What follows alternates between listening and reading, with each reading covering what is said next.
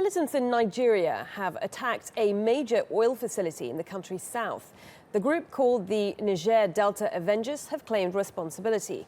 It took place at a Chevron plant in the Delta State area in the Nigeria Delta.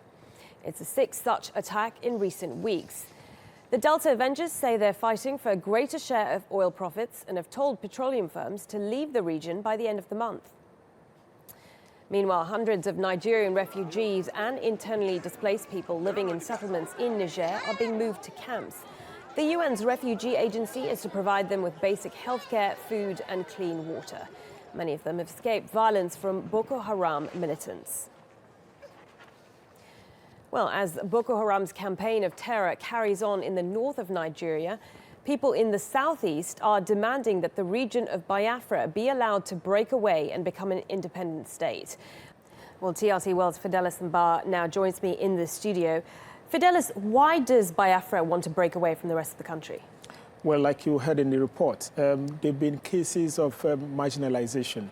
People of the southeast region feel that they've been marginalized, that they've actually not been given their rights in Nigeria.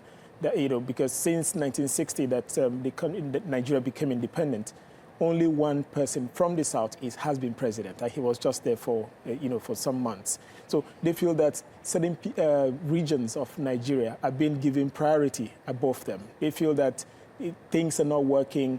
Like if you talk about road network, the worst road network in Nigeria are found in the southeast. And these are people who are also contributing to this center. So these are the sentiments that have been driving these calls for secession. Because when the first call was made in 1966, when they carried out the coup, and then the war between 1967 and 1970 killed nearly 1 million people from that southeast region. And, the soldiers had to surrender. But then same sentiments that drew, more like galvanized the cause for the struggle for secession of Biafra is actually playing out again, the issue of people being discriminated against. As you mentioned, the last time this happened, there was so much violence, so much bloodshed. Could we see the same thing again? Well, it might actually not be to that scale again, because people, to some extent, are better educated now. They actually understand the dangers of getting involved in full-scale war. But then you can't rule that out, because most of those who are driving this campaign now are young people who have very little memory of actually what happened during that civil war. So the older people are actually more like trying to talk to them, advise them on, to go about this in a very peaceful manner, even though they've actually gone about it in a very peaceful manner. But there are sometimes that they've had clashes with the military, they've had clashes with the police, and in recent months, they claim that about 100 of their members have been killed.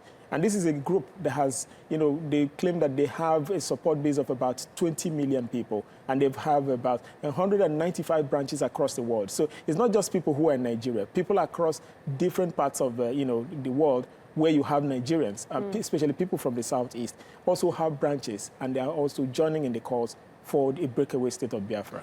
Okay, Fidelis, really good to talk to you. Fidelis Mbah there for us.